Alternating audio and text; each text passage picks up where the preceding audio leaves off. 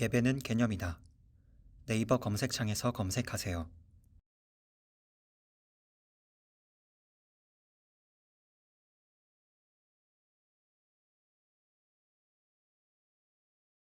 하나님 말씀 오셨습니다. 하나님 말씀 누가복음 9장 23절부터 26절까지 말씀. 누가복음 9장 23절로 26절까지의 말씀. 신약성경 제 성경으로는 106페이지입니다.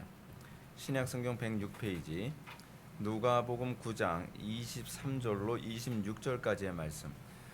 찾으셨으면 제가 봉독하겠습니다. 또 무리에게 이르되 아무든지 나를 따라오려거든 자기를 부인하고 날마다 제 십자가를 지고 나를 따를 것이니라.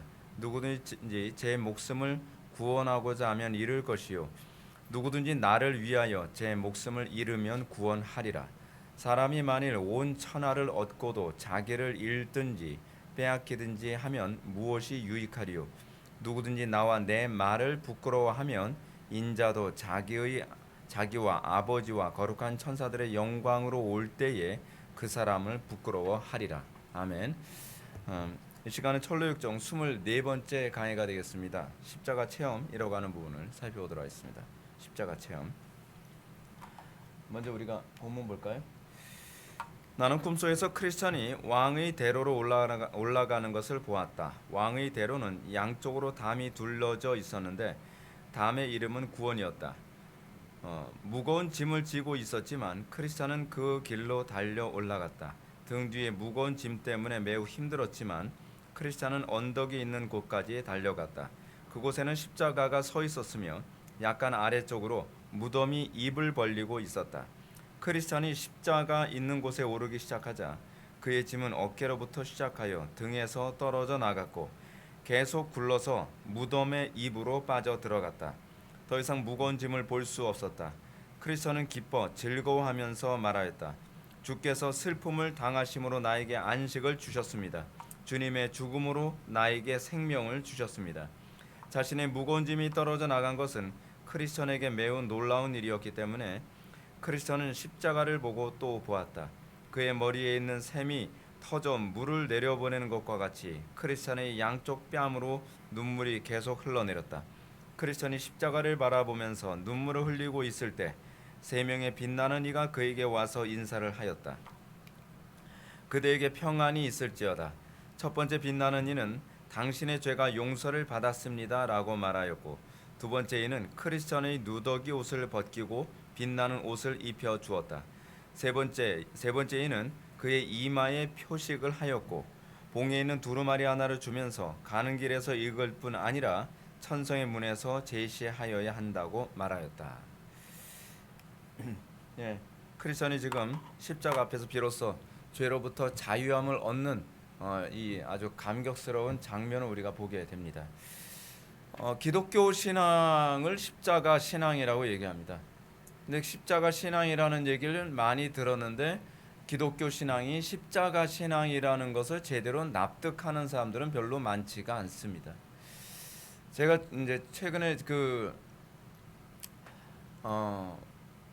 출애굽기 강해를 이제 제가 나름대로 준비하려고 모세오경을 좀 읽고 있고요. 모세오경 개론서를 읽고 있는데 모세오경 개론서를 읽으면서 또 읽다가 궁금하면 못 참으니까 모세오경 개론서에 또 그 역사 비평이라든지 본문 비평, 양식 비평 뭐 이런 비평학에 관한 글을 또 보면서 불신자들의 입장을 좀 생각을 좀 많이 해봤습니다. 왜 그 사람들이 왜 하나님의 말씀을 이렇게 난도질하고 이토록 불경스러운 행동을 할 것인가? 그렇게 하는 이유가 무엇일까라는 생각을 좀 해보게 되었습니다. 근데 여러분, 저는 이제 그런 생각이 들어요. 제가 요즘에 비평학이라든지 현대신학에 관한 책을 이제 자꾸 이렇게 읽고 정리하고 있는 중에 있는데, 그런 이유가 뭐냐면 불신자들은 어떻게 생각하는가? 불신자들은 도대체 왜 이렇게 생각하는가라고 하는 것을 이해하는 데는 현대신학을 이해하는 것만큼 좋은 방법이 없는 것 같아요. 현대신학자들은 성경을 읽으면서 삐딱하게 읽거든요. 근데 삐딱하게 읽는 이유가 뭐냐면 여러분 우리가 예수를 믿고 난 이후에는 그 사람들의 삐딱성을 잘 이해를 못합니다. 근데 그 사람들의 그 현대 신학에 관한 책을 읽다 보면 좀 이해가 되어져요. 아, 그들은 이런 심정으로 읽겠구나. 왜냐하면 그들은 복음이 얘기하는 본질이 잘 안 보이니까요. 가장 심각한 문제가 뭐냐면 그들의 공통점이 무엇이냐면요, 십자가를 모른다는 거예요. 십자가를 모르는 상태에서 복음을 이해하려고 하니까 자꾸 성경을 이상하게 해석을 하는 거예요. 여러분, 성경을 해석하게 되어지면서 요번에 제가 이 요번에 우리 교회에서 이제 하게 될 수련의 내용이 이제 그 기독론이잖아요. 기독론과 관련된 또 그 조직 신학 책도 같이 읽으면서 제가 생각하게 된 게 뭐냐면, 왜 불신자들은 복음을 자꾸 오해하는가라고 했을 때 그 이유는 뭐냐면, 이해할 수 없는 걸 이해하려고 하니까 그게 문제인 거예요. 이해할 수 없는 영역을 이해할 수 없다고 받아들이는 것이 아니라 이해할 수 없는 걸 이해하려고 하다 보니까 어떻게 하죠? 자꾸 왜곡하는 겁니다. 왜곡하는 거예요. 예를 들어서 여러분, 우리가 이해할 수 없는 사람이 있습니다. 근데 그 이해할 수 없는 사람을 이해하려면 어떻게 해요? 자기 방식대로 생각하죠. 그러니까 자기가 좋은 대로 해석을 하는 거예요. 자기가 좋은 대로. 예를 들어서 뭐 흔히 그런 거 있잖아요. 어떤 여자가 뭐 이 남자를 별로 좋아하지 않아요. 근데 이 남자는 그 여자한테 사랑받고 싶어해요. 사랑받고 싶어 하니까 뭐라냐면, 아, 좀 그 껄떡대지 마, 뭐 이런 식으로 막 그 야단을 치고 그러면은 좋으니까 저러나 보다. 미치는 거죠, 여자는요. 아니, 나는 네가 싫다고, 싫다는 말을 얘기하는 거 강조법인가 보구나. 뭐 이런 식으로 그냥 갈수록 태산인 거예요. 갈수록 태산. 근데 여러분, 현대 신학에 나타나는 특징이 뭔지 아세요? 이해할 수 없는 걸 이해하려고 하다 보다가 도무지 이해할 수 없으니까 어떤 식으로 나타난 거냐면, 이제 칼 바르트가 이제 처음에 등장하게 됩니다. 내가 내키는 대로 이해한 게 이해한 거겠지로 가는 거예요. 그걸 흔히 뭐라 하냐면 실존주의라고 하는 거예요. 그러니까 칼 바르트는 성경이 믿어지지가 않았어요. 그래서 성경이 납득이 안 되죠. 왜냐하면 예수님이 도대체 왜 죽어야 되는 거예요? 인류의 대속을 위해서 도대체 왜 죽어야 되는지 이해가 안 되는 거예요. 이해가 안 되니까 나름대로 어떻게 하는 거예요? 믿어지지 않고 이해되지 않으니까 내 마음에 내키는 대로 이해하고 내 마음에 내키는 대로 그냥 믿는 거죠. 그러면 그것이 믿음이라고 생각을 하는 거예요. 근데 문제가 뭐냐면, 그렇게 생각하고 싶어하는 사람들이 많거든요. 회중들 중에는 그런 사람들이 굉장히 많아요. 거듭나지 않으면 다 그렇게 믿고 싶어 하거든요. 그럼 저 사람이 내가 생각한 대로 설교하네, 내가 생각하는 대로 예수 믿으라고 하네, 그럼 아멘이지. 성경 본문하고 아무 관계없이 자기가 내키는 대로 믿는 거예요. 자기가 믿었다고 생각을 하고 자기가 구원을 받았다고 생각을 하는 거죠. 그랬더니 그 다음에 어떤 사람이 나타나냐면, 그 폴 틸리라고 하는 사람이 등장을 합니다. 근데 폴 틸리라고 하는 사람들이 바르트를 봤더니 바르트가 별로 이렇게 바람직하지가 않아요.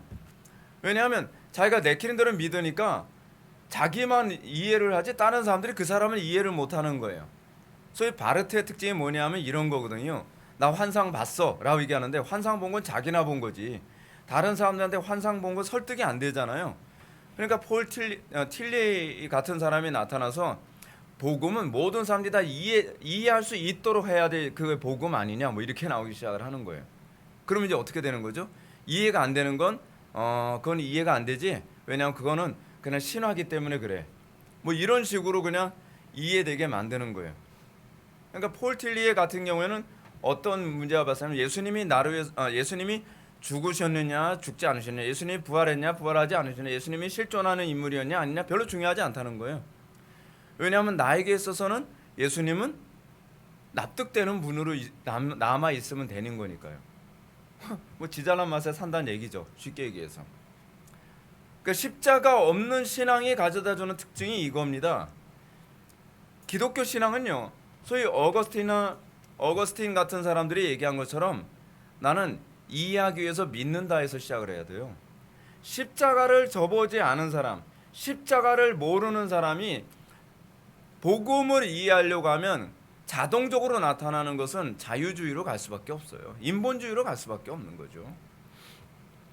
제가 나중에 기회가 있으면 현대신화에 관해서 한번, 욕심이 제가 많아요. 해주고 싶은 게 되게 많은데 그것도 한번 좀 얘기할 수 있는 기회가 좀 있었으면 좋겠습니다. 종교개혁 달에 맞이해서 뭐 하나씩 한번 더 하면 좋긴 좋을 것 같은데, 그러면 저는 또 뼈가 좀 더 깎일 텐데, 하여간 문제는 그거예요. 기독교 신앙의 출발은 어디서부터 출발하냐 하면 십자가에서 출발해요. 여러분 십자가 하면 뭐 생각납니까? 고행, 뭐 고난, 자꾸 그런 식으로 생각을 하죠. 십자가를 생각할 때 가장 첫 번째로 이해해야 될 것은 하나님의 말씀 앞에 나를 부인하는 겁니다. 그게 십자가예요.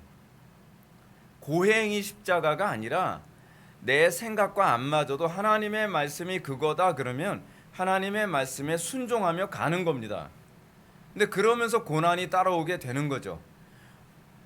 소위 십자가로 인한 고난은 하나님의 말씀을 따름으로써 나타난 현상이지 고통 자체가 십자가를 의미하진 않아요. 십자가라고 하는 것은 우리의 정과 욕을 못 박음에 있거든요. 이게 로마서 6장에 나오는 개념이죠. 하나님의 말씀이 내 경험과 충돌이 일어나기도 해요. 하나님의 말씀이 내 이성과 충돌을 일으키기도 해요.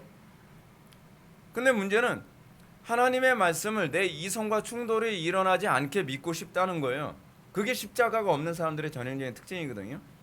하나님의 말씀을 내 경험과 맞춰서 그냥 믹싱해서 믿고 싶다는 거예요. 그것이 십자가 없는 신앙의 전형적인 특징이죠. 그러니까 자동적으로 갈 길은 뭐밖에 없어요. 이단밖에 갈 길이 없는 거예요. 그러니까 여러분, 지금 우리가 살고 있는 이 시대가 얼마나 끔찍한 시대냐면, 현대신학에서는 그런 얘기를 합니다. 여러분 그 르네상스 이후로 우린 계몽주의 시대라고 얘기하잖아요. 계몽주의 하게 되면은 언제를 이제 지칭을 하냐면 17세기에서 18세기 말까지의 이 기간을 계몽주의라고 얘기합니다. 계몽주의를 지칭하는 대표적인 인물이 이제 스타트를 끄는 사람이 여러분들이 좋아하는 베이컨. 여러분들이 그 철학자를 좋아한다는 게 아니라 여러분들이 좋아하는 음식. 네. 그 버거에도 잘 들어가는 거잖아요. 베이컨이 소위 이 계몽주의의 스타트를 밟은 사람입니다. 이 사람은 경험론자죠. 근데 소위 이 계몽주의의 마지막 마침표를 찍었다라고 하는 사람을 누구라고 얘기하냐면 칸트라고 하거든요. 근데 문제는 뭐냐면 계몽주의 시대가 지나고 나면서 뭐라고 얘기하냐면 이제는 더 이상 계몽주의 이전으로 돌아갈 수 없게 됐다고 얘기를 해요.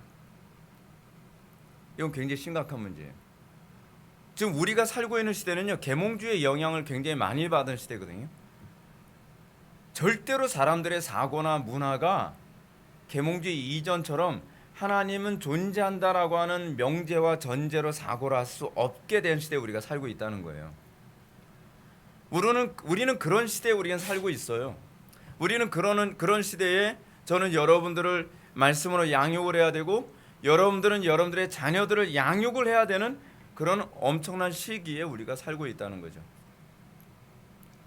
근데 이거를 이제 소위 리셋이라는 개념으로 이해할 수 있죠. 요즘에 뭐 글로벌리스트들이 그런 얘기 한다 그러잖아요.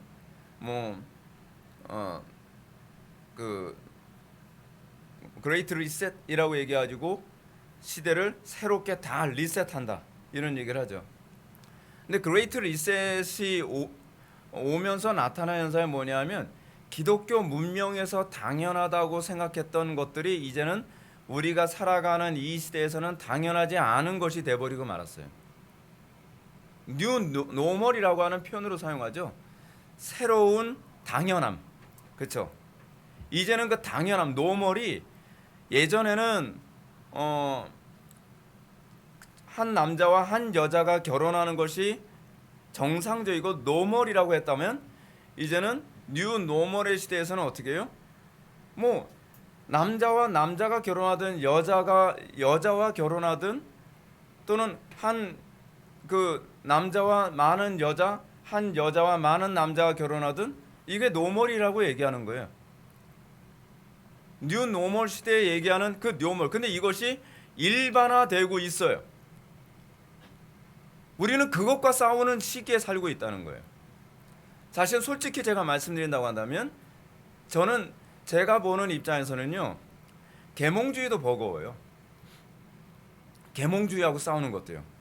근데 우리가 살고 있는 시대는 계몽주의, 포스트 모더니즘, 그리고 그 이후에 나타난 수많은 철학 사조가 하나로 집결되어진 그런 시대에 우리가 살고 있다는 거죠.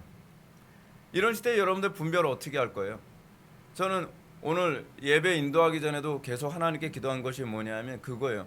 하나님, 제가 이 시대를 살아가다 보니까 이게 저도 돌게 생겼습니다. 왜냐하면 이건 노멀이 아닌데, 일반적이고 상식적이고 평범한 것이 아닌데 온 세상이 그걸 다 일반적이고 상식적이고 평범한 거라는 사고로 다 움직이고 있고, 다 그렇게 사람들이 말하고 있고, 다 그렇게 생각하는 시대에 살고 있어요. 그러다 보니까 제가 한동안 만나지 않은 사람들, 그리고 한동안 저하고 의견이 항상 일치했던 그런 사람들하고 전화 통화하거나 만나서 대화를 하면 그 사람도 사고가 많이 바뀌어 있어요. 근데 문제는 본인이 의식을 못해요. 그분들이 보기에는 제가 고루해 보이는 거죠. 그만큼 이 시대가 그렇게 돌아가고 있는 거예요. 뉴 노멀 시대에 우리가 살아가면서 말이죠. 과거에 노멀이라고 하는 것은 기독교가 규정을 했습니다. 과거에 노멀이라고 하는 것은 성경이 규정을 했어요. 십자가 신앙이죠. 근데 이제는 십자가 신앙이 없어지면서 이제는 세상은 다른 것들, 그 무엇인 것들이 그것이 규정을 하기 시작을 하죠. 이럴 때 우리가 정신 똑바로 차려야 되는 건 끊임없이 십자가 신앙 앞에서 우리가 명확하게 서 있어야 된다는 사실입니다. 이 세대에 본받지 말라고 얘기했죠. 로마서 12장에서요. 너는 이 세대를 본받지 말라. 하나님의 선하시고 기뻐하시고 온전한 뜻이 무엇인지 분별하라. 어떻게 분별하죠? 십자가 신앙 안에서만 분별할 수 있습니다. 십자가가 아니면 분별 못합니다. 나는 노멀하다고 생각을 합니다. 나는 이 세대에서 내가 뭐가 문제인데, 다들 그렇게 가잖아. 여러분, 사람들의 특징이 뭐죠? 사람들은 노멀한 걸 찾아요. 요즘 대세가 뭔데? 요즘 트렌드가 뭔데? 요즘 사람들은 다 어떻게 살아가는데? 땅 투기해도 다들 땅 투기하는 것이 노멀이라고 생각을 하면 그거는 죄가 아니라고 생각을 하죠. 남들 다 간음을 하는데 나 하나 간음하는 것은 노멀이라고 생각을 하는 거죠. 왜냐하면 이게 트렌드니까. 그죠? 근데 이런 시대에서 우리가 어떻게 하나님의 말씀으로 우리가 깨어 있고, 그 깨어 있는 것은 나 하나 깨어 있는 것으로 끝내는 것이 아니라 많은 사람들 알고 그것이 비정상이라고 우리가 얘기할 수 있어야 된다는 얘기죠. 여러분, 근데 너무 두려워하지 말아요. 왜냐하면 초기 기독교 때도 그런 것들이 노멀처럼 여겨졌었어요. 근데 복음이 확산되니까 이것이 새롭게 리셋된 거죠. 전 세계가 복음에 의해서 리셋된 거예요. 그래서 이것이 기독교 어떤 세계관에 의해서 사람들한테 주어진 이런 문화와 문명이 노멀화된 것이죠. 그렇죠. 근데 이런 시대는 계속 반복됐어요. 그러다가 종교개혁 당시에 다시 노멀을 새롭게 규정을 하죠. 그렇죠. 그래서 유럽이 복음화되고 전 세계가 기독교화되어지면서 노멀을 새롭게 세팅을 했어요. 그리고 난 이후에 다시 전 세계가 죄악과 불법과 음란함을 노멀이라고 생각하던 시대가 있었는데, 그러다가 18세기 때 영적 대각성 운동이 일어나면서 다시 리셋됐어요. 그렇죠? 노멀을 성경이 규정하는 분위기로 전 세계를 다 뒤바꿔 놔버렸죠. 이제는 아시아까지. 그죠? 그것이 19세기로 넘어가면서 점차 시간이 가고 20세기에 부흥이 일어나지 않고 20세기의 영적 대각성, 그레이트 어웨이큰이 일어나지 않고 21세기로 넘어가면서 사실은 우리의 적대자들이 그레이트 리셋이라고 얘기하지만, 그것이 무슨 특별한 일인 것처럼 얘기하지만, 사실은 죄악의 이 역사를 보게 되면 항상 교회가 타락하면서 세상은 죄악으로 리셋됐던 것 또한 사실이었거든요. 근데 그 이후에 복음이 다시 확산되어지고 부흥이 일어나면 다시 어웨이큰이 일어나죠. 그 그레이트 어웨이큰. 그 영적 대각성 운동이 일어나면서 다시 세상은 복음에 의해서 리셋됐습니다. 이 세상을 바꾸는 건 복음밖에 없습니다. 정치가 바꾸는 거 아닙니다. 복음이 바꾸는 겁니다. 어떤 복음이냐? 십자가의 복음이 항상 이 세대를 새롭게 리셋을 했습니다. Great Awakening이 일어나게 된 거죠. 그건 십자가 복음 이외에는 다른 건 없어요. 그래서 사도 바울이 뭐라고 얘기합니까? 복음은 모든 믿는 자들에게 구원을 주시는 하나님의 파워, 능력이라고 얘기하고 있습니다. 복음 외에는 다른 것이 없습니다. 우리는 기도해야 되고, 우리는 때를 얻든지 못 얻든지 전도해야 되고, 어떻게 하든지 십자가의 복음이 확산되도록 해야만 합니다. 자, 그러면 주님을 따르려면 날마다 십자가를 지라. 누가복음 9장 23절부터 26절 오늘 말씀 보게 되면, 또 무리에게 이르되 아무든지 나를 따라오려거든 자기를 부인하고 날마다 제 십자가를 지고 나를 따를 것이니라. 주님 뭐라고 말씀하세요? 한 번 단회적으로가 아니라 날마다 제 십자가를 지고 나를 따를 것이니라. 신자의 삶이란 날마다 십자가를 지는 삶이고 순간순간 십자가를 지는 삶의 연속입니다. 우리는 날마다 제 십자가를 져야만 합니다. 십자가 지는 그리스도인들은 무섭습니다. 십자가를 지는 그리스도인들이 하나님의 나라에 귀하게 쓰임받게 됩니다. 여러분들 날마다 매일같이 기도 생활하는 것도 십자가 아닌가요? 왜요? 내 타락한 본성을 부인하며 기도해야 되니까요. 십자가가 뭐라 그랬습니까? 나의 타락한 본성을 날마다 부인하며 살아가는 거잖아요. 내 경험 또는 내 지식, 내가 가지고 있는 올바르다 생각하는 것, 또 하나 요즘에 대한민국 안에서 가장 힘든 것, 편리함, 안락함, 게으름. 이 본성 부인하는 거 굉장히 힘듭니다. 감정도 부인해야 됩니다. 요즘엔 날씨도 부인해야 되고 모기도 부인해야만 합니다. 네. 우리 기도하다 보면은 막 계속 그 헌혈하라고 달라붙잖아요. 네, 헌혈하기 싫어서 때로는 죽이기도 하죠. 네. 딱 쳤는데 어쨌든 막 손에 피가 탁 묻어요. 근데 죄책감은 안 느껴지고 기쁨이 몰려오는 건 이거 뭐지? 근데 여러분 우리는 이런 거 다 부인해야만 합니다. 네. 요즘에 우리는 이거 부인하지 이런 거를 조금이라도 덜 부인할 수 있도록 주어진 많은 혜택이 있죠. 모기향도 냄새가 심하니까 이제는 뭐 액체형 모기향도 나오고 이제는 전파형 모기향도 나오고 그래서 조금이라도 덜 부인하면 살 수 있는. 근데 여러분 우리는 날마다 우리 자신을 부인해야만 합니다. 더운 날씨 여러분 정말 땀 뻘뻘 흘리고 그런 가운데서 기도하는 거 얼마나 힘듭니까? 또 여러분들 피곤한데 남들은 안 믿는 사람들은 기도 생활 안 하면서 일상의 삶을 살면서도 피곤하다고 얘기하는데 우리는 일상의 삶에서 지치고 힘든 가운데서 또 예배당에 와서 안녕하세요 하나님 잠깐 인사하고 그냥 가는 게 아니라 30분, 1시간, 많게는 2시간 그렇게 기도하면서 또 돌아간다는 것이 얼마나 힘듭니까? 근데 예수님께서 그렇게 사셨습니다. 예수님께서 날마다 제 십자가를 지시면서 사셨습니다. 예수님 피곤하셔도 기도 생활 멈춘 적 없으시고요.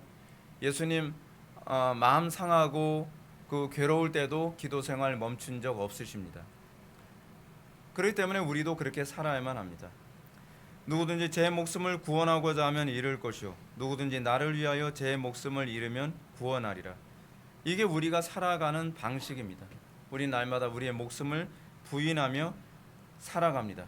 그 가운데 우리는 구원을 맛봅니다. 어떤 구원이죠? 옛사람은 죽고 새 사람으로 살아가게 되어지는 영생의 삶을 살아가죠. 우리 날마다 구원을 맛봅니다. 우리는 옛사람을 죽인 만큼 우리는 변화된 새로운 성품 안에서의 구원을 맛보며 살아갑니다. 자, 나머지는 제가 설명은 좀 접도록 하겠습니다. 먼저 밑에 한번 보시게 되면 기독교 신앙의 핵심은 임마누엘입니다. 임마누엘. 여러분 이게 창세기에서부터 요한계시록 전체를 흐르는 가장 굵은 맥락입니다. 우리의 구원의 본질은 임마누엘입니다. 간혹 가다가 사람들이 구원의 본질을 잘 인식을 못 해가지고 구원의 본질을 죄 사함 정도로만 너무 제한적으로 생각하는 경향이 있습니다. 조나단 에드워즈가 쓴 천지창조의 그 비밀인가요? 그런 책을 보더라도 사실은 우리의 구원의 목적은, 구원의 본질은 사실은 죄의 용서가 아니라 하나님과 동행하는 삶입니다. 하나님과 임마누엘의 삶, 하나님이 우리와 함께하여 우리가 동행하는 삶을 살아가는 것, 그것이 외적으로 나타나는 결과를 우리는 하나님께 영광이라고 얘기하는 것이죠. 본질은 하나님과 동행하는 겁니다. 창세기에서 인간의 타락은 한마디로 정의한다면 하나님과 동행하기를 거부한 사건입니다. 우리는 자꾸 율법을 윤리 도덕의 문제로 자꾸 이해하는 경향이 있거든요. 근데 율법은 윤리 도덕의 문제가 아니라 하나님과 동행할 것이냐, 하나님과 분리돼서 살 것이냐에 관한 문제입니다. 그래서 영생이란 유일하신 참 하나님과 그의 보내신 자 예수 그리스도를 아는 것이다 라고 얘기하는데, 영생과 관련되어진 구약과 신약의 전반적인 내용은 항상 뭐로 나와 있냐면 주의 율법을 지킴이에요. 그래서 여러분들이 구약에서 창세기에 생명나무의 열매를 먹음이라고 했을 때에 생명나무의 열매를 먹음이라는 개념은 단순히 생명나무에 어떤 신비적인 힘이 있다는 것이 아니라 주님의 명령을 따를 것인가, 그렇지 않으면 주님의 명령을 따르지 않을 것인가에 관한 그런 문제예요. 그것이 생명나무냐, 그렇지 않으면은 선악을 알게 하는 나무의 실과를 따먹었느냐에 관한 문제죠. 자, 근데 하여간 중요한 것이 뭐냐면 영생이란 무엇이냐, 구원이란 무엇이냐, 뭐라는 거예요? 하나님과 동행하는 삶을 살아가는 것이죠. 하나님과 동행한다면 그럼 어떻게 동행하느냐? 대부분의 신비주의자들은 어떻게 생각을 했습니까? 직통계시, 기도를 해서 성령께서 나를 인도하셨다 해가지고 무슨 신비적인 개념으로 이해를 했는데, 구약과 신약 전체에서 얘기하는 것은 하나님의 말씀에 대한 순종, 복종을 얘기하는 거예요. 하나님과 동행하는 것은 항상 그겁니다. 하나님의 말씀에 복종하지 않으면 그가 어떤 신비적 체험을 한다 할지라도 하나님과 동행하는 것이 아니죠. 하나님과 동행한다는 것은 하나님의 말씀에 우리가 귀를 기울이고 그 다음에 순종하며 나아가는 겁니다. 행동이 먼저가 아닙니다. 기독교 신앙에서 우리가 항상 착각을 하는 것이 뭐냐, 자꾸 몸을 먼저 움직이려고 하는 경향이 많이 있거든요. 아니에요. 하나님의 뜻을 먼저 알고 그 다음에 순종하는 것이 신앙입니다. 그것이 한 세트예요. 너희는 먼저 그의 나라와 그의 의를 구하라. 그리고 뭐예요? 청종하라. 청종이라는 말이 듣고 행하라잖아요. 우리에게 그게 있어요. 그게 쉐마예요. 쉐마. 히브리어에서 쉐마라고 하는 것은 들으라라고 번역을 했는데 잘못 번역한 거고요. 듣고 행하라예요. 그걸 한자어로 청종이라고 그랬죠. 예, 무슨 약주 비슷하게 생긴 그 이름 같은데. 자, 하여간 주님은 우리에게 아무든지 나를 따라오려거든. 이거 뭐죠? 아무든지 나를 따라오려거든. 영생을 표현하는 표현이죠. 이게 영생을 표현하는 방식이에요. 그렇죠? 영생을 얻기 원한다면이라는 표현이에요. 네. 영생을 얻기 원한다면 어떻게 해요? 자기를 부인하고 날마다 제 십자가를 지고 나를 따를 것이니라. 이것이 영생의 삶이죠. 그러니까 우리가 용어를 잘 이해를 해야 됩니다. 영생이 무엇인가? 주님을 따르는 삶. 십자가의 삶이죠. 그래서 사도 바울이 뭐라고 얘기합니까? 십자가야말로 나에게 영광이다라고 얘기해요. 왜냐하면 그 영생의 삶을 의미하니까. 주님을 따르는 것은 날마다 자기를 부인하고 각자에게 부여된 제 십자가를 지고 따라야 합니다. 이 과정을 통해서 제 목숨을 잃게 될 것입니다. 여기서 제 목숨을 잃는다라고 했을 때 그 목숨을 잃는다는 건 뭐예요? 육신적인 목숨을 얘기하는 개념은 아니에요. 목이 댕거렁 잘려나가는 그런 개념 거기 포함은 되죠. 포함은 되는데 여기서 얘기하는 적극적인 의미는 그런 의미가 많이 아니라 좀 더 포괄적인 의미예요. 날마다 내 생각과 내 의지와 내 감정과 나의 게으름 이 부분을 포기하는, 그것이 이제 신약에서 주로 목숨이라고 하는 단어가 사용되어지는 용어의 포괄적 개념이죠. 그렇죠?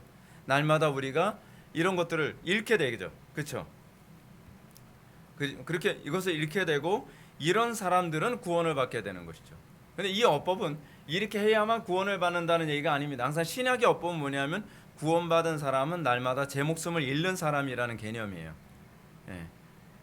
이게 우리가 그 문학적 기법에서 오해하지 말아야 될 부분입니다. 그래서 잘못되면 알미니안주의로 가는 경향성이 있죠. 자, 그럼 십자가를 향해 가는 길을 한번 봅시다. 십자가로 가는 길. 첫 번째 왕의 대로죠. 왕의 대로.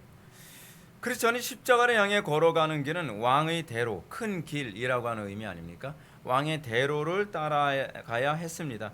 왕의 대로는 뭐죠? 의심의 여지 없이 그리스도께서 가셨던 길이죠. 여러분 우리가 이제 기독론을 이제 우리가 이사를 가면 그때서부터 제가 이제 주일 낮 예배 때마다 기독론 강해를 할 생각을 하고 있는데 그리스도께서 가셨던 길이라고 하는 얘기는 그리스도만 가시면 되는 길이 아니에요. 그리스도께서 가신 그 길은 마지막 아담으로서 가신 길이에요.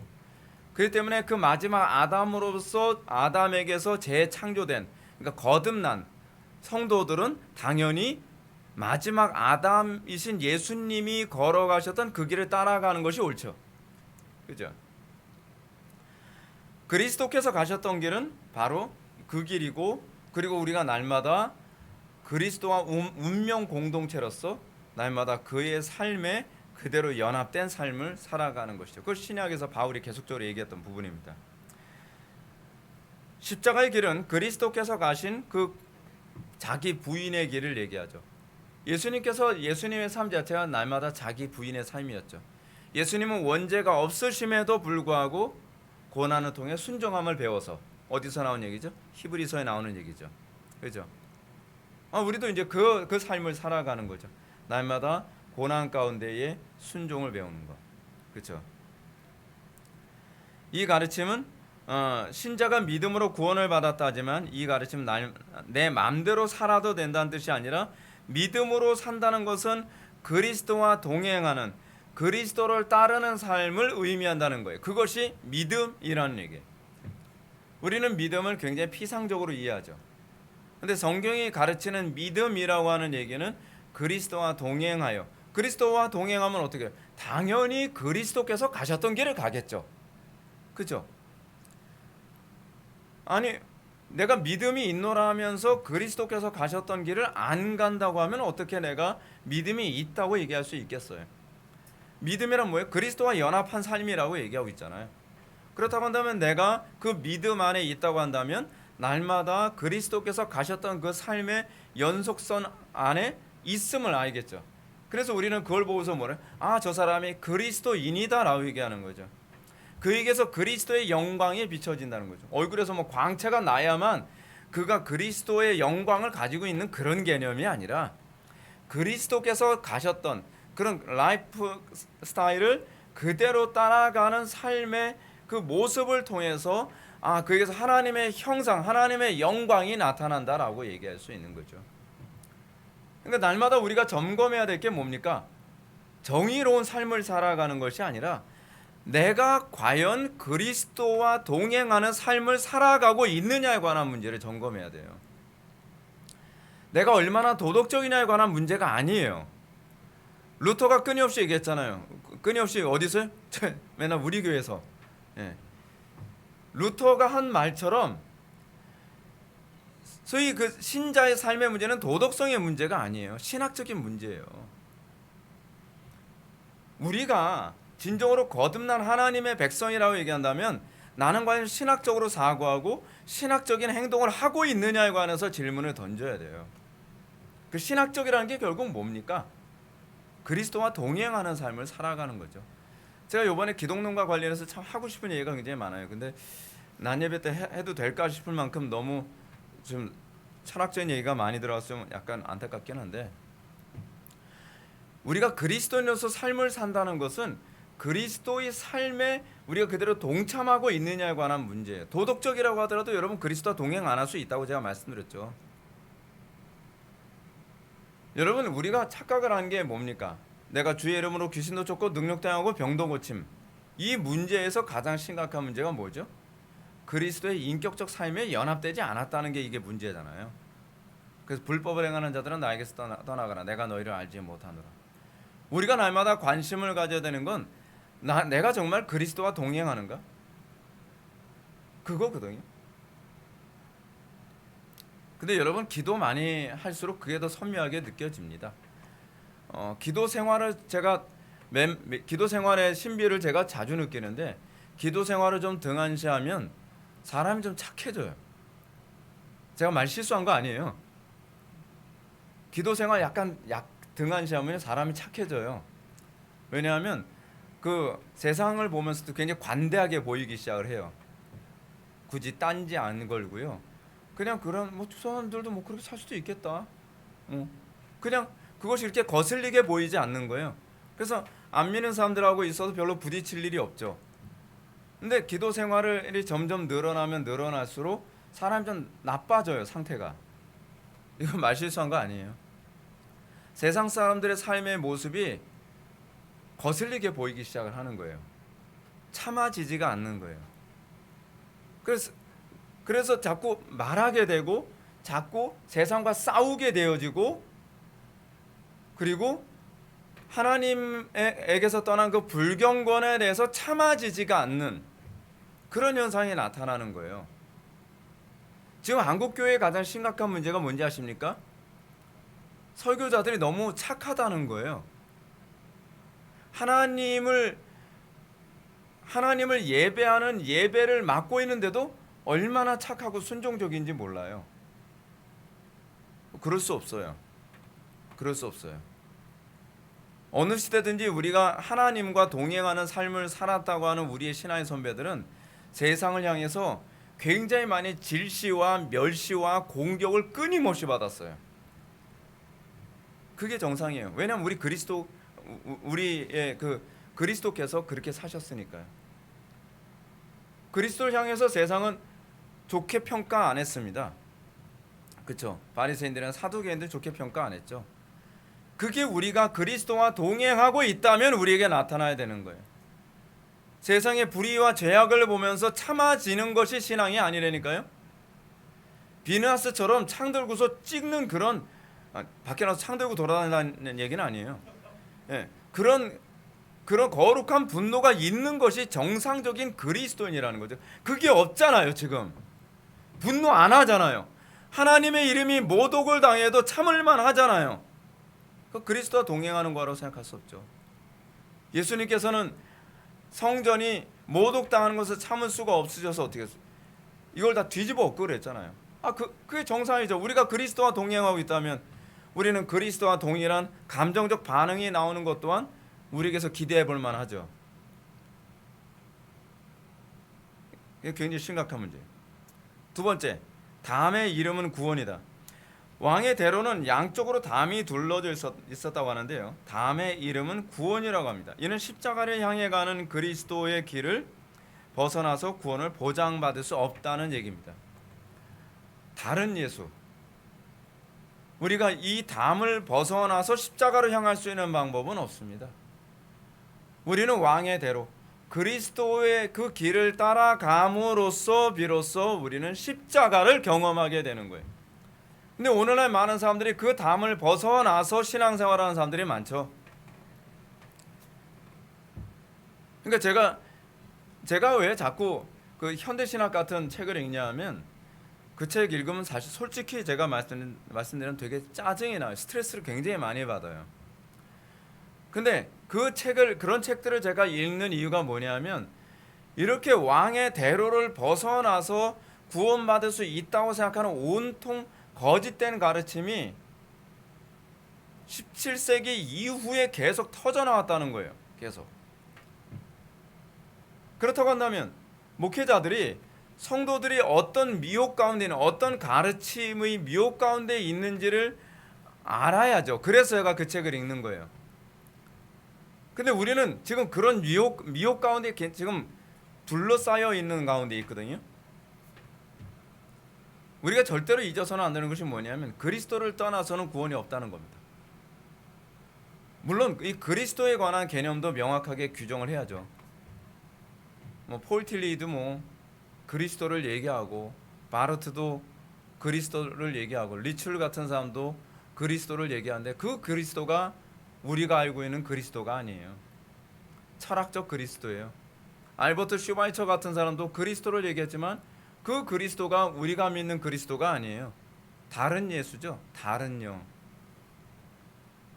우리는 그 수많은 미혹 가운데서 우리는 계속 미혹당하고 넘어져 가고 있다는 거죠. 우리가 그리스도의 십자가의 삶을 살지 않는 한 이 마지막 때 믿음 못 지킵니다. 예수님께서 경고하셨죠. 마지막 때의 미혹이 얼마나 강할 거라고요? 할 수만 있다면 아카마의 사단은 택하신 백성까지도 미혹하려고 하고 있다는 거예요. 그것이 우리가 지금 살아가고 있는 이 시대의 어두움이에요. 만만치 않습니다. 세 번째로 무거운 짐을 지고 있었지만 그 길로 달려 올라갔다. 믿음의 길은 그리스도께서 가셨던 십자가의 길을 걷는 것입니다. 그렇죠? 믿음의 길이란 그거예요. 십자가의 길을 걷는 거예요. 크리스천은 십자가를 향해 가는 길에서 등 뒤에 짐 때문에 매우 힘들었다고 합니다. 이는 신자에게 그리스도를 따르는 것이 얼마나 힘든지를 잘 보여주죠. 죄짐이 있는 상태에서는 굉장히 힘듭니다. 버겁죠. 그러나 믿음은 그 길에 달려 올라가 십자가를 향하게 합니다. 죄짐이 무겁지만 그 죄짐 그 십자가 가운데서 내 죄짐이 벗겨질 것에 대한 기쁨과 감격과 소망이 있다면 우리는 그것까지도 극복할 수 있게 되는 거죠. 사도 바울이 얘기하는 것처럼 우리는 소망으로 구원을 얻었죠. 우리가 그리스도께 대한 이 정도의 열정과 소망을 가지고 있지 않다면 우리는 십자가를 향해서 감히 그 무거운 짐을 지고서 갈 생각 못합니다. 여러분, 솔직히 제가 설교하면서 하나님 말씀대로 순종하며 살라고 했을 때 그 짐 너무 무겁지 않나요? 무겁죠. 무겁지 않다는 게 아닙니다. 우리의 짐이 십자가 그늘 아래서 하나 벗겨졌다고 끝나는 인생이 아니거든요. 우리는 또 다른 무게의 죄악된 본성의 짐 앞에서 또 다시 십자가를 향해서 달려가는 일의 반복입니다. 우리의 구원은 단회적이지만 우리의 회개는 반복적입니다. 제가 한 소리가 아니라 칼빈이 한 소리입니다. 그래서 우리는 날마다 내 속에 있는 죄짐을 벗기 위해서 십자가를 향해서 걸어가는 그 길은요, 매번 무거운 벽돌을 등에 쥐고 가는 것 같고요. 그 가운데서도 그리스도께 소망이 있으니까 그걸 극복하면서 그 안에서 또 하나씩 날마다 죄짐을 벗어가는 그런 삶의 연속선상에서 우리는 살아가고 있습니다. 이 일이 단회적이지 않습니다. 여러분들이 성령으로 거듭났기 때문에 이 부분은 저에겐 해당이 없어요. 저는 이 설교가 필요 없는 설교 같아요 라고 생각하면 곤란합니다. 우리 그리스도인의 삶의 연속은 마치 회심의 반복성 같습니다.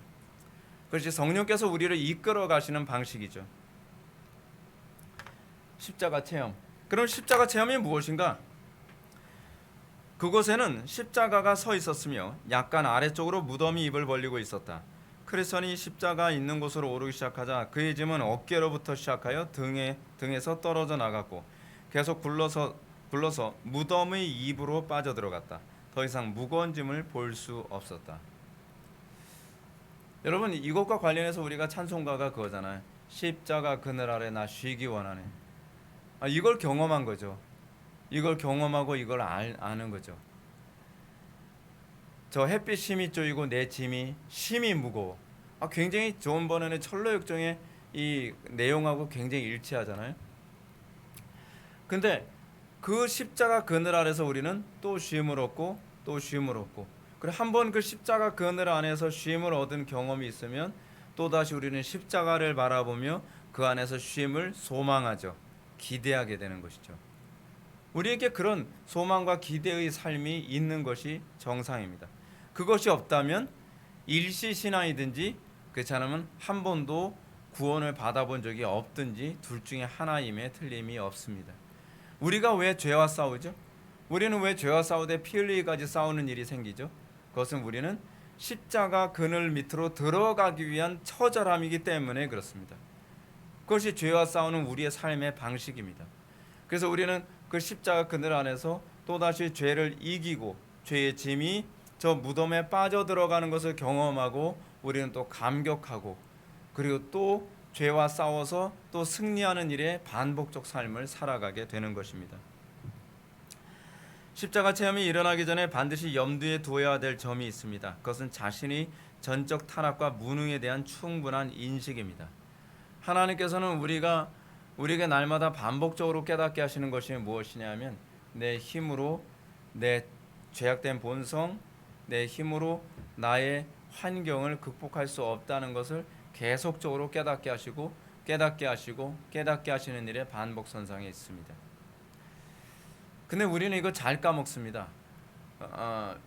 내 타락과 무능에 대한 자각을 가지고 죄짐이 하나 벗어졌다고 해서 나는 전적 타락과 전적 무능을 마스터했어라고 생각하면 곤란합니다.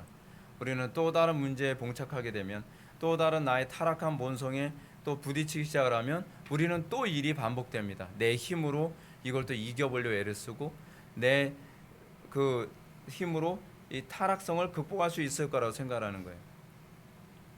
자연인들과 우리의 차이는 무엇이냐면 자연인들은 거기서 멈추고서 그냥 끊임없이 죄 가운데 살아가게 된다면 우리는 그 가운데서 또다시 죄를 버리고 십자가에 가는데 성공케 되어지는 성도의 견인,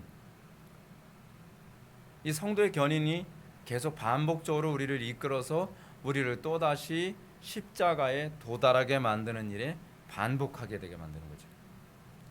십자가는 단회적이지 않습니다. 십자가는 반복적입니다.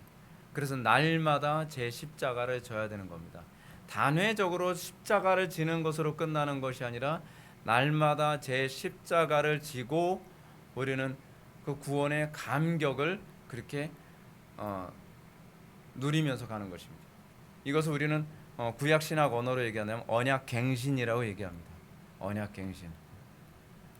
구약에서 보게 되면 하나님께서 아브라함과 언약을 맺으시고 나서 그 언약 맺으신 것이 한 번 걸로 끝나서 쭉 가는 것이 아니라 하나님과 아브라함이 맺었던 언약을 다시 그 기억나게 하기 위해서 하나님께서는 언약을 또 갱신하십니다.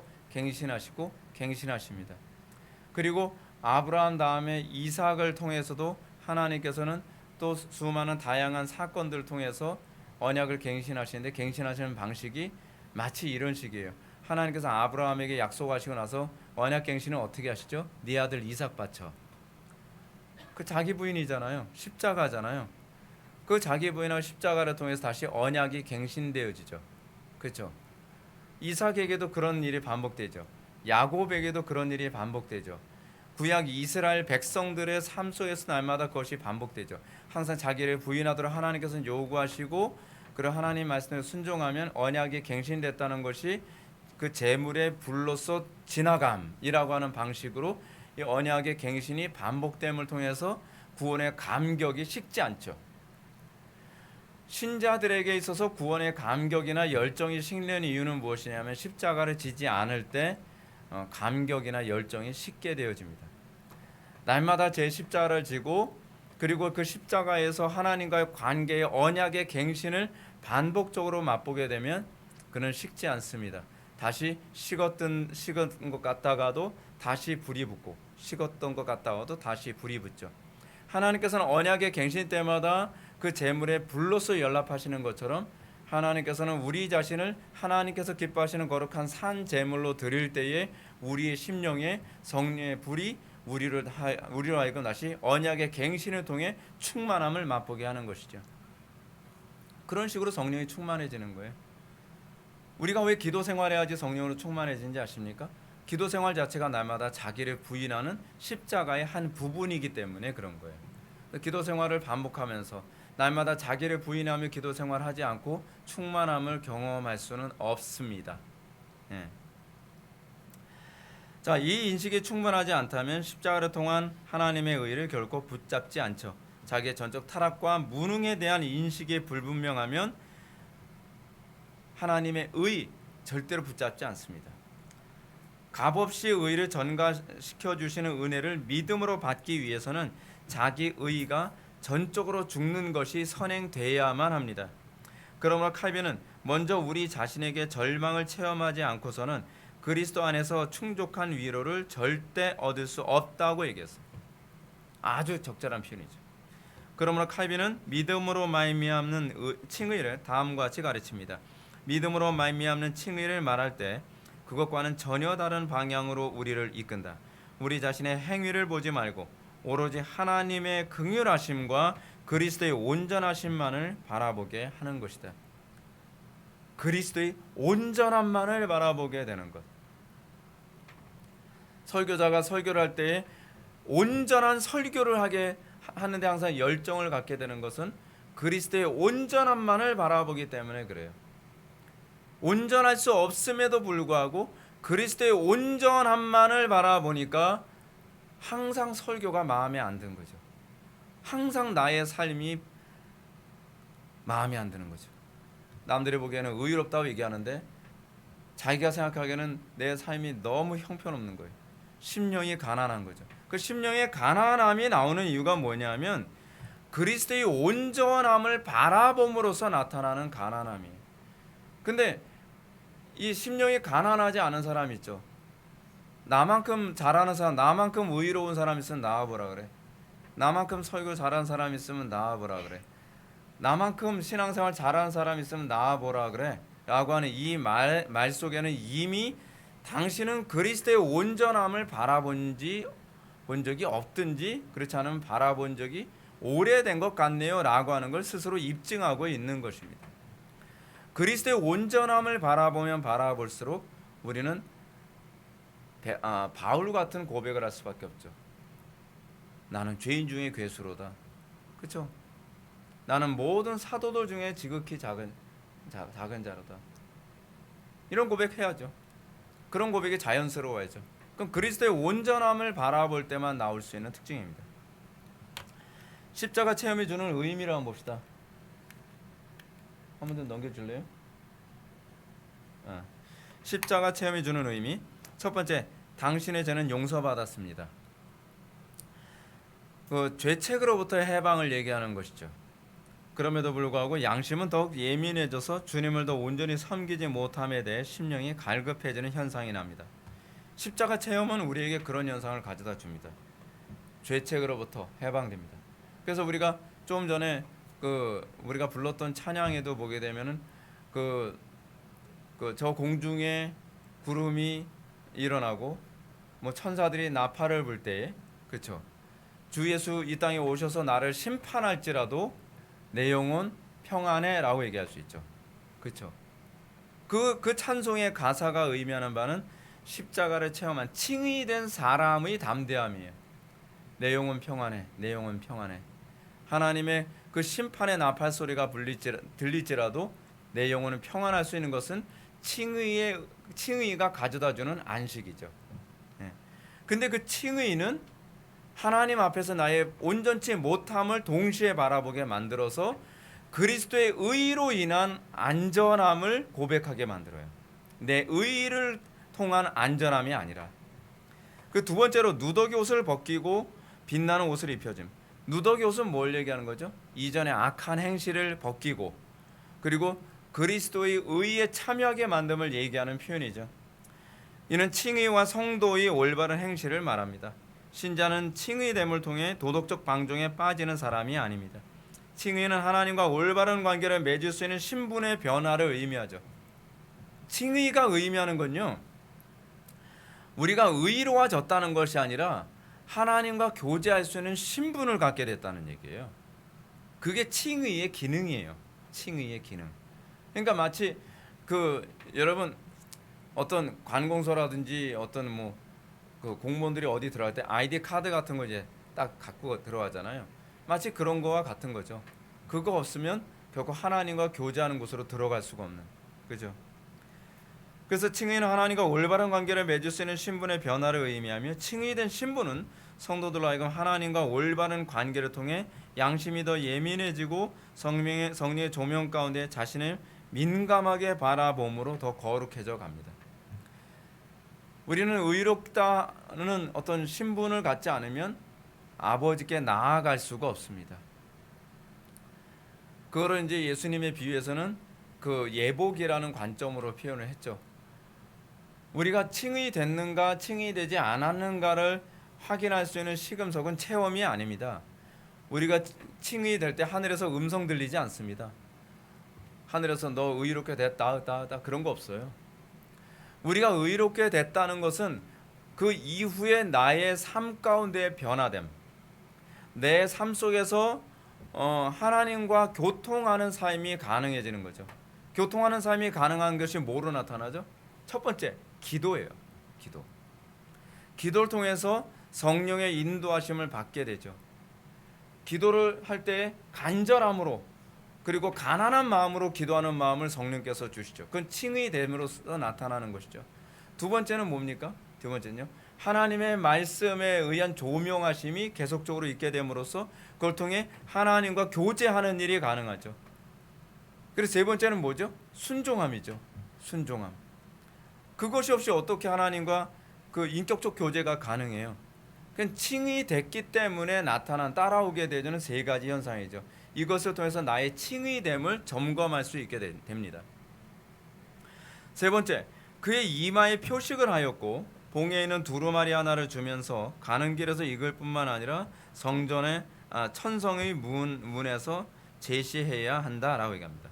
이마의 표식은 양자됨을 의미한다고 합니다. 봉에 있는 두루마리는 그가 새로운 언약 안에 들어왔다는 것을 의미합니다. 신자는 순례 기간 동안에 이 언약을 통해 위로를 얻고 언약을 통해 언약을 끝까지 붙잡음으로 구원을 받습니다. 우리가 하나님의 심판대 앞에 섰을 때 내가 그 언약을 내가 붙잡고 있느냐가 우리가 그 영원한 천성에 들어가느냐와 관련을 맺게 되는 거죠. 자, 칭의와 성화의 관계 살펴보고 이거 말을 오늘 너무 느리게 해가지고 칭의와 성화의 관계란 무엇이다. 칭의는 신분의 문제를 다룰 뿐 행위를 배제합니다.